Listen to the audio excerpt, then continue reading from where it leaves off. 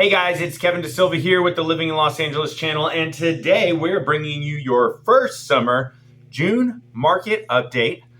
It's going to be an exciting one. We're going to talk about the winners, we're going to talk about the losers, and the in-betweens. Let's jump in. So here at the Living in Los Angeles channel, and as the founder of the Kevin DeSilva Group, our goal is to educate you in making better purchase decisions and better decisions when it comes time to sell your house. The reason we do this, well, the happier you are in either one of those, the happier you are with us. And the first step forward is always understanding what's going on in the market. You'll look at stats, and stats are usually generated by the county, national, or state level. But that really doesn't tell the story of what's going on along the coast here in Los Angeles. We cover neighborhoods from Santa Monica and Venice to South Redondo and Torrance. And we compare everything to LA County. With thousands of homes selling every month, it's the best metric to see how each neighborhood is performing against the market. So let's start with our market losers this month. We usually always start out with the winners, but what's going on here? Now, losing is subjective. If your home's worth $5 million this month and it was worth $5.2 million last month, are you really losing? But we have to put everything into a bucket. And for that, these are the ones that didn't do so well. Let's put it that way. So our three areas that really need improvement are Santa Monica, Marina del Rey, and West Hawthorne. Now, these neighborhoods had a wonderful and amazing start to the year. And they're not hurting by any means. It's not like prices have adjusted insanely down.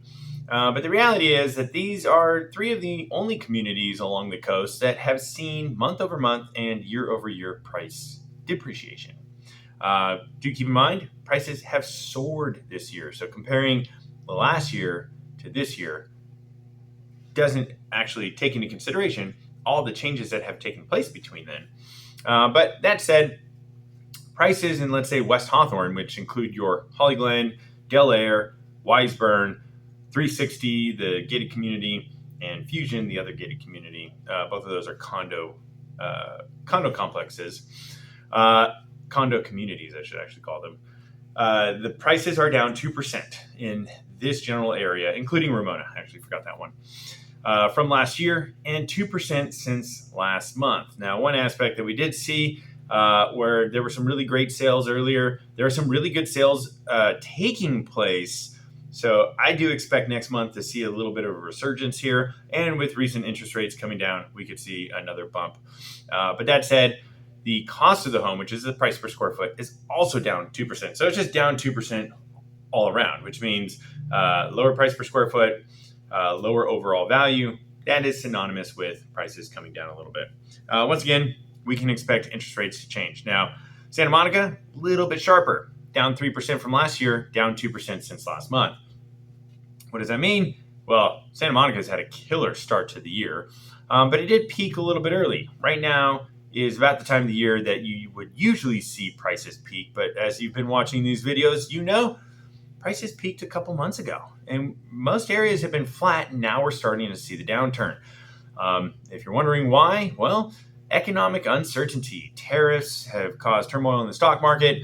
Now things are picking back up, which means that people's retirement accounts and brokerage accounts are picking back up, which means people are feeling a little wealthier. We could see this increase and close out our summer with a nice lift to the housing market.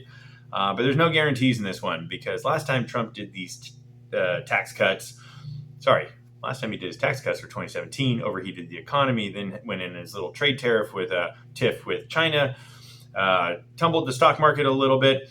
And we saw end of 2018 and all of 2019 be very soft. So let's just keep an eye on this one. I hope we don't repeat ourselves. It was a good buyer's market. It was still a good seller's market, but prices did dip 5%.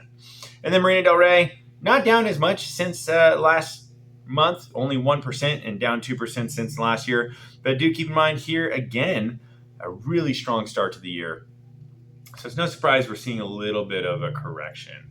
One market that is hanging in there, it's a little bit of both. It's Venice. Venice saw a 30% year over year appreciation earlier this year. And this year, or this month, we have seen it go flat since last month, but down 5% from last year. The two markets that are winning, but still flat, so not quite runner-up territory, because in order to be winning, you really have to be up on all fours. Playa Vista. Playa Vista has seen a 1% appreciation since last year and has seemed to have flattened out. It's been flat for quite a bit, but it's a flat market there right now. Prices aren't really moving too hard. Homes are still selling, but they're starting to sit a little bit longer. It's becoming a little more neutral of a market. Neutral as in, is it a buyer's market? Is it a seller's market? It's still a seller's market, by the way, but it's starting to move a little bit more in favor of the buyers. Still, the sellers are commanding the overall favor. Mar Vista. Now, this one is a runner-up. Mar Vista is up 3% from last year and is also up 1% from last month. So Mar Vista, clear runner-up winner. We only had one that was really kind of flat all across the boards. And the cost of the home. So this is price per square foot. Why do we look at price per square foot?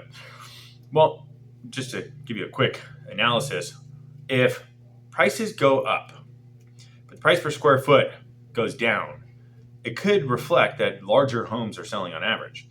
And vice versa, if prices come down, but price per square foot goes up, it could relay that cost per the smaller homes are selling on average. So do keep this in mind. This is why we analyze those two particular statistics. But Playa Vista saw home cost, so the price per square foot, go up also 2%. So that's a sign that the expensiveness of each square foot is actually higher than the appreciation of the market, which means smaller units selling more frequently than the bigger units. West LA is also runner-up. We saw 5% appreciation from last year and a 2% appreciation from last month. However, cost per square foot is down 3%, so larger homes are selling on average. I have noticed still a trend of homes selling by the freeways. Homes selling by the freeways can be bigger and sell for less money. So even though sell for less money than their away from freeway counterparts, so do keep that in mind. Some really good sales coming up in West LA, but we need to see those transact first. I actually have 2 listings coming up that are absolutely gorgeous. Contact me, comment below. We'll get you running on those. They are in the $2.5 million range, but they're brand new construction. Let me know if you're interested. And then Torrance. Now, Torrance is the only one that's been flat month over month, where prices, we put this in the runner-up category because with a 10% year-over-year appreciation, that, my friend, is winning. Now, a lot of these markets are flat, except for one, which I will get to here next. But this particular market with a 10% appreciation is astronomical. It's great. It's great for the community. Absolutely love Torrance, one of the best bang for your buck neighborhoods of the South Bay. If you're looking for a nice, wide street, a lot of parking kind of neighborhood with good schools if you're in need of them, and in certain areas of it close to transportation, Torrance is your pick. But our winner of the month is, drum roll, it's been winning all year, Manhattan Beach. Now, prices are down 2% from last month, but with a 16% year-over-year appreciation, it's hard not to call that a winner. I will take a 2% price drop from last month, with a 16% price appreciation from last year. I mean, it's just like, come on, it's a winner. Now, the cost of the home is also up 6%. So as you can see here, and this is from last month, as you can see here, this is a great sign of the housing market in Manhattan Beach. Has not died yet. But as we approach the fall, we expect all of these to fizzle out because that's what happens every September, October, November. If you're thinking of buying, it's right there.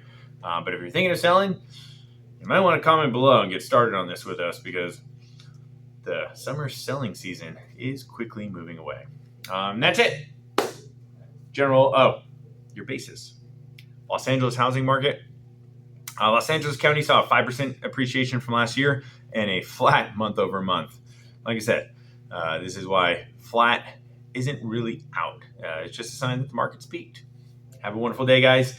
Catch you on the next one. If you like these informational updates and you like staying on top of what's going on in the market, hit that subscribe button below. Turn on your notifications so that you get to see these videos before we send out the newsletter. Take care.